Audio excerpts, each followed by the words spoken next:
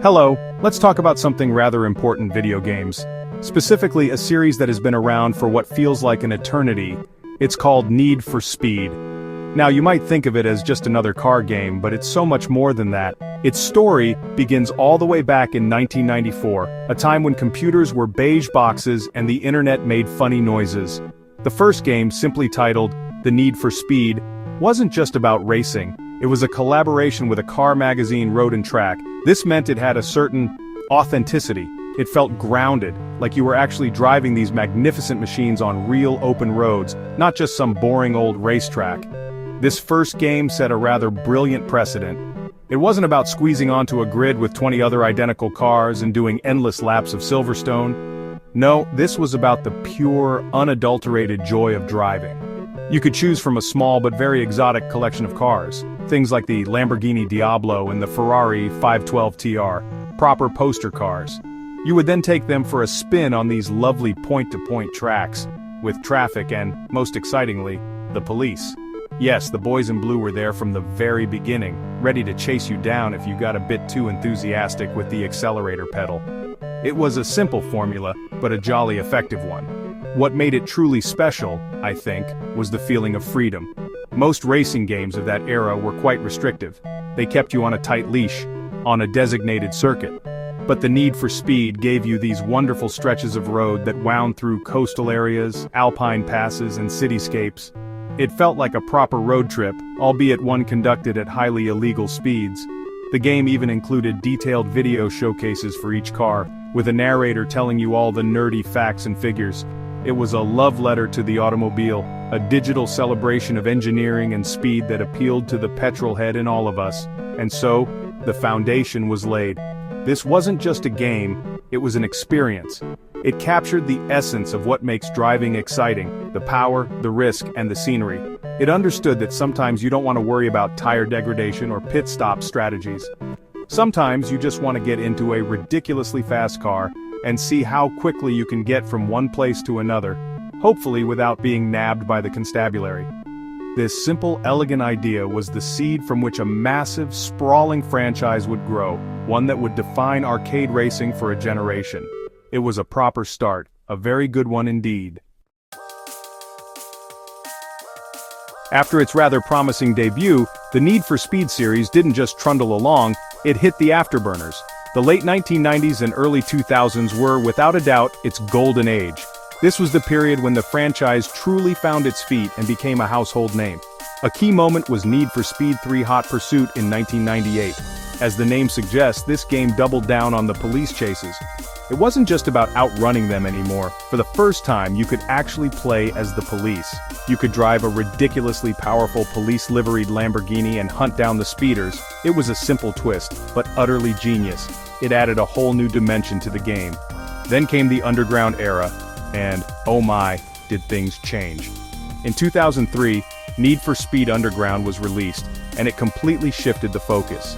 It tapped into the burgeoning car modification culture popularized by films like The Fast and the Furious. Gone were the scenic European roads and exotic supercars.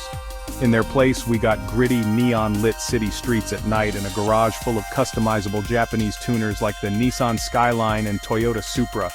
You weren't just racing, you were building your own unique creation. You could change everything from the bumpers and spoilers to the color of your nitrous purge. It was brilliant.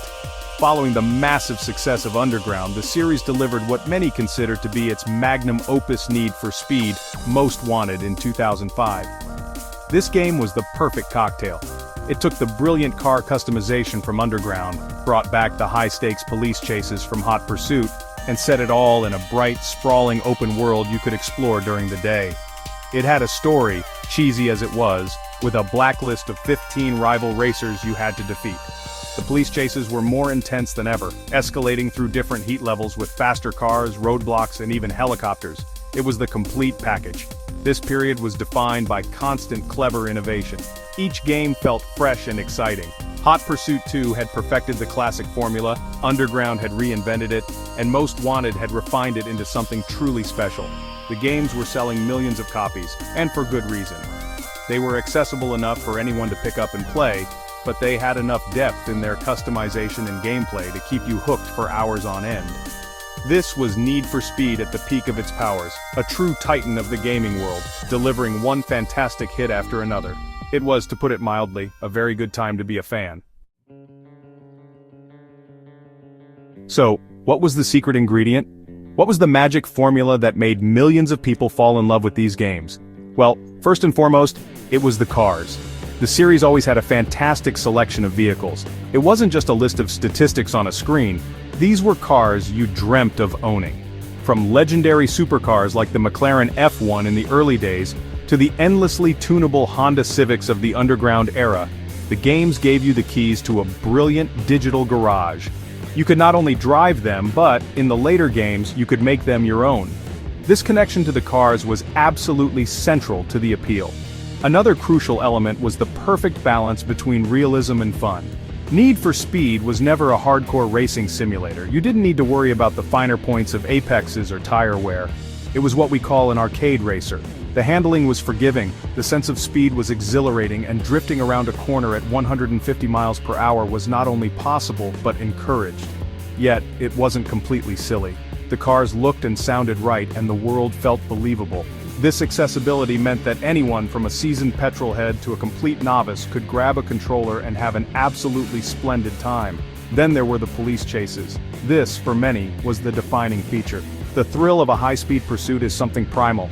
In Need for Speed, it was executed perfectly. The police weren't just obstacles, they were intelligent and relentless adversaries. They would set up roadblocks, lay down spike strips, and communicate with each other to try and box you in. Outsmarting them was a game in itself. The rising tension, as your heat level increased, bringing out faster cops and helicopters, was just magnificent. It added a layer of risk and excitement that simple lap-based racing could never match. It was proper cat-and-mouse stuff, but with V8 engines. Finally, the series had style. It had a certain swagger. The underground games, with their neon-drenched cities, licensed hip-hop and rock soundtracks, and focus on street culture, perfectly captured the zeitgeist of the early 2000s. Most Wanted had its own distinct sun-bleached look and a storyline driven by wonderfully over-the-top live-action cutscenes. Each game had a strong identity. It wasn't just a collection of races, it was a world with its own atmosphere and attitude. This combination of great cars, accessible gameplay, thrilling chases, and a whole lot of style was the secret sauce that made Need for Speed an undisputed king of the road. Now, as with many great things, there comes a point when things start to get a bit wobbly. After the towering success of Most Wanted, the pressure was on to keep the momentum going. The next major release was Need for Speed Carbon in 2006. It wasn't a bad game by any means. It continued the story from Most Wanted and introduced a rather interesting crew mechanic, where you could have a wingman help you in races. It also focused heavily on nighttime canyon racing and drifting. However, it felt smaller and a bit less ambitious than its predecessor. It was more of the same but not quite as good. The first signs of fatigue were beginning to show. The real fork in the road came with Need for Speed Pro Street in 2007. This was a dramatic change of direction. The developers, perhaps feeling the open-world police chase formula was getting stale, decided to abandon it entirely. Pro Street was a game about legal, closed-circuit track racing and organized events. There were no police, no open world to explore, and the focus shifted towards a more realistic, simulation-style handling model. The problem was, this wasn't what fans wanted from Need for Speed. They wanted high-speed chases and illicit street races, not sanctioned events at a racetrack. It felt like the series had forgotten what made it special. This identity crisis continued with the next game, Need for Speed Undercover in 2008. This one went back to the open-world police chase formula, but it felt rushed and unpolished. The story was a rather silly affair about being an undercover cop, and the driving physics felt strange and floaty. The game was plagued by technical problems and a general lack of quality. It was a clear attempt to win back the fans who were disappointed by Pro Street, but it was a clumsy one. It felt like the series was now just throwing things at the wall to see what would stick, losing the confidence and clear vision of its golden age. This period was marked by confusion. The series was trying to be too many things at once. One year it was a serious simulator, the next it was a silly action movie. The annual release schedule, which had worked so well when the ideas were flowing, now seemed to be a curse, forcing developers to push out games before they were truly ready. The consistency was gone. Fans didn't know what to expect from a new Need for Speed title anymore. And this uncertainty began to erode the trust and loyalty that had been built up over so many years. The wobble was turning into a proper skid. The skid, I'm afraid, turned into a full-blown crash. The period following Undercover was a difficult one for the franchise, a time when it truly lost its way, and with it, a significant portion of its fan base. Several different development studios were brought in to try and steer the ship, which resulted in a series of disjointed and often disappointing games. There was Need for Speed Shift in 2009, which was another attempt at serious track-based simulation racing. While it was a pretty good game in its own right, it felt more like a competitor to franchises like Gran Turismo or Forza Motorsport than a proper Need for Speed title. Then there was Need for Speed: The Run in 2011, which was a very strange experiment. It was a linear, story-driven game focused on a single, high-stakes race across the entire United States, from San Francisco to New York. It used the powerful Frostbite engine, which made it look spectacular, but the gameplay was incredibly restrictive. You were mostly stuck on a narrow, predetermined path, and the game even included on-foot, quick-time event sections where you had to press buttons to make your character run and jump. It was a cinematic experience, certainly, but it barely felt like a driving game at all, and many fans were left scratching their heads. The core of the disappointment stemmed from a sense of betrayal. Fans who had grown up with the freedom of Most Wanted and the creativity of Underground felt abandoned. The series that once defined arcade racing was now chasing trends or trying to be something it wasn't. The developers seemed to be ignoring the very features that the community loved: deep customization, a fun open world, and engaging police chases. Instead, they were getting simulation racers, on-foot sections, and heavily scripted experiences. The magic was gone, replaced by a sense of corporate indecision. This was the low point. The brand, once a guarantee of quality and fun, had become unreliable. Sales figures, while not always disastrous, were not hitting the incredible heights of the past, and more importantly, the cultural impact had faded. Other franchises like Forza Horizon had swooped in and were now delivering the kind of open-world, car-loving fun that Need for Speed used to own. For many longtime enthusiasts, it felt like the series they loved was gone, replaced by a series of imposters using its name. It was a sad state of affairs for a true giant of the genre. Just when things looked bleakest, a glimmer of hope appeared on the horizon. That hope had a name: Criterion Games. Now, Criterion are the clever chaps behind the Burnout series, a set of games famous for the most spectacular and enjoyable crashes in video game history. They really understood arcade racing. In 2010, they were given the keys to the Need for Speed Kingdom and released a game that was a reboot of a classic, Need for Speed Hot Pursuit. This was honestly a masterstroke. It stripped away all the confusing baggage the series had accumulated and just went right back to basics. It was just you, an exotic car, a beautiful open road, and the police. The game was a triumph. It was fast, it was beautiful, and it was ridiculously fun. The handling was perfect for high-speed drifting, and the police chases were more intense than ever. Criterion also introduced a brilliant social system called Autolog, which constantly compared your race times and scores with your friends, creating a perpetual sense of competition. It was a simple, elegant game that reminded everyone what made Need for Speed great in the first place. It really felt like a homecoming, a declaration that the series was back on track. The fans and critics loved it. It seemed the saviors had arrived. However, the path to redemption is never a straight one. Criterion's next effort, in 2012, was a reboot of Need for Speed Most Wanted. This one was a bit more divisive. While it was a technically brilliant game with a fantastic open world and thrilling police chases, it was missing a key ingredient for many fans: the story and deep visual customization of the 2005 original. You didn't buy and upgrade cars in the same way. Instead, you just found them scattered around the city. It felt more like Burnout Paradise with licensed cars and cops than a true successor to the beloved Most Wanted. A brilliant game, yes, but perhaps not the Most Wanted fans were hoping for. This created a bit of a conundrum. Criterion had proven they could make spectacular arcade racers, arguably some of the best ever made. Their version of Hot Pursuit was a masterpiece of focused design, but their attempt at rebooting Most Wanted showed a slight disconnect from what the hardcore fanbase cherished about that specific era of the franchise. It seemed that while Criterion had fixed the car's engine and given it a new set of tires, they weren't entirely sure which direction the fans wanted to be driven in. It was a significant step forward, a massive improvement on the dark days, but the journey back to the top was not yet complete. Following Criterion's tenure, the franchise entered a new phase of experimentation, a series of earnest attempts to blend the old with the new and truly revive the spirit of the golden age. The publisher, Electronic Arts, seemed to have listened to the feedback. They knew fans missed the underground style of deep customization and street culture. So, after a short break to regroup, a new game simply titled Need for Speed was released in 2015. Developed by Ghost Games, it was a full reboot of the franchise, aiming to be the definitive modern Need for Speed experience. This 2015 reboot was built around what the developers called the 5 ways to play Speed: style, build, crew, and outlaw. It brought back the nighttime setting, the focus on tuner culture, and the most extensive visual customization system the series had seen in a decade. You could tweak almost every part of your car, which was exactly what fans had been asking for.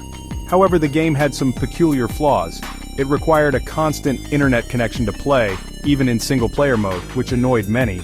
The handling was a bit odd, and the live-action story cutscenes, while ambitious, were a bit cringeworthy. It was a step in the right direction, but a clumsy one. Next up was Need for Speed Payback in 2017. This one took the action to a fictional version of Las Vegas, called Fortune Valley, and leaned heavily into a Fast and Furious-style action movie narrative. It featured spectacular set-piece moments like jumping a car onto a moving truck. The big change here, however, was the upgrade system. Instead of buying parts, you earned or purchased speed cards, a randomized slot machine-like system for improving your car's performance. This was met with widespread criticism. It felt like a loot box mechanic designed to encourage spending real money, and it took a lot of the joy out of building and tuning your car. Despite their flaws, these games showed a clear intention. The developers were trying. They were bringing back features that had been missing for years and were clearly passionate about the source material. Payback, for all its faults with the upgrade system, had a large and varied open world, and a fun mix of racing, drifting, and off-road events. These revival attempts were like a classic car being restored. The chassis was solid, and the new engine was in place, but the wiring was a bit messy, and the paint job wasn't quite perfect. They were close, so very close, to recapturing the old magic. The persistence eventually paid off. In 2019, Ghost Games released Need for Speed Heat, and it really felt like the moment things finally clicked. The game was set in a Miami-inspired location called Palm City, and had a brilliant central idea. During the day, you would compete in sanctioned legal race events to earn money. There were police around, but they were relatively calm. But at night, you would take part in illegal street races to earn rep, which was needed to unlock new parts and cars. The catch was that the police at night were hyper-aggressive and relentless. If they caught you, you'd lose a chunk of your money and all the rep you'd earned that night. This day-night mechanic was genius. It created a fantastic risk versus reward loop. How long do you dare stay out at night racking up rep before you try to make a mad dash back to your safe house? The police were a genuine threat again, making the chases incredibly tense and exciting. Crucially, the terrible speed card system from Payback was gone, replaced by a straightforward system of buying and installing parts. The car customization was better than ever, and the handling felt like a great blend of arcade fun and satisfying control. Heat was, for many, the best Need for Speed game in over a decade. Following the success of Heat, the series was handed back to a revamped Criterion Games, now merged with former Ghost Games developers. Their first project was 2022's Need for Speed Unbound. This game took the solid foundation of Heat and injected it with a massive dose of style. It featured a unique and bold art direction, blending realistic-looking cars and environments with cel-shaded characters and vibrant graffiti-like driving effects. Sparks, smoke, and wings of color would burst from your car as you drifted or boosted. It was a brave choice, and while not to everyone's taste, it gave the game an unforgettable identity. Unbound refined the formula further. It kept a similar day-night structure but added a new wager system for races and limited restarts, making every event feel more consequential. The police chases remained a highlight, and the driving physics were arguably the best the series has ever had. It was challenging, stylish, and deep. Between the critical success of Heat and the bold creativity of Unbound, it feels safe to say that Need for Speed is firmly back on the tarmac. It has rediscovered its identity, successfully blending the classic elements fans loved with fresh, modern ideas. The revival is no longer an attempt, it's a reality. So, after this long and winding road trip through its history, what's next for Need for Speed? Where does the franchise go from here? For the first time in a long while, the future looks rather bright. The combination of Heat's solid foundation and Unbound's stylistic flair has put the series in a very strong position. The core ingredients are back in place: great arcade handling, meaningful customization, a fun open world, and most importantly, thrilling police chases. The new Criterion-led team seems to understand what makes a Need for Speed game tick. Looking ahead, the key will be to build upon this success without losing focus again. They could continue to refine the formula of Unbound, perhaps taking us to a new city with a different vibe. A return to the tuner-heavy culture of Tokyo, for example, would be a dream for many fans. They could also explore different eras of car culture. Imagine a Need for Speed set in the 1980s, full of wedge-shaped supercars, synth-pop music, and analog charm. The possibilities are endless as long as they remember the core pillars that hold the franchise up. The focus must remain on the joy of driving, customization, and outrunning the law. One area with massive potential is the social and online aspect. Criterion's Autolog was a brilliant innovation, and modern technology could take that even further. Imagine a seamless, shared open world where you and your friends can form crews, show off your custom-built cars, and challenge rival groups in the city, all while trying to avoid a persistent and coordinated police force. Creating a living, breathing online world for car enthusiasts, one that feels less like a menu of events and more like a true automotive playground, seems like the next logical step for a series built on the idea of street culture. Ultimately, the future of Need for Speed depends on its ability to stay true to itself, while still being brave enough to innovate, as it did with Unbound's art style. It has survived its identity crisis, and weathered the storm of questionable design choices. It has returned to its roots and in doing so has found a new lease on life. As long as it continues to deliver that unique thrill, the one you get from tuning a car to perfection, hitting the nitrous on a long straight, and seeing the flashing blue and red lights grow smaller in your rearview mirror, then the Need for Speed will, I suspect, be with us for a good many years to come. And that is a rather spiffing thought.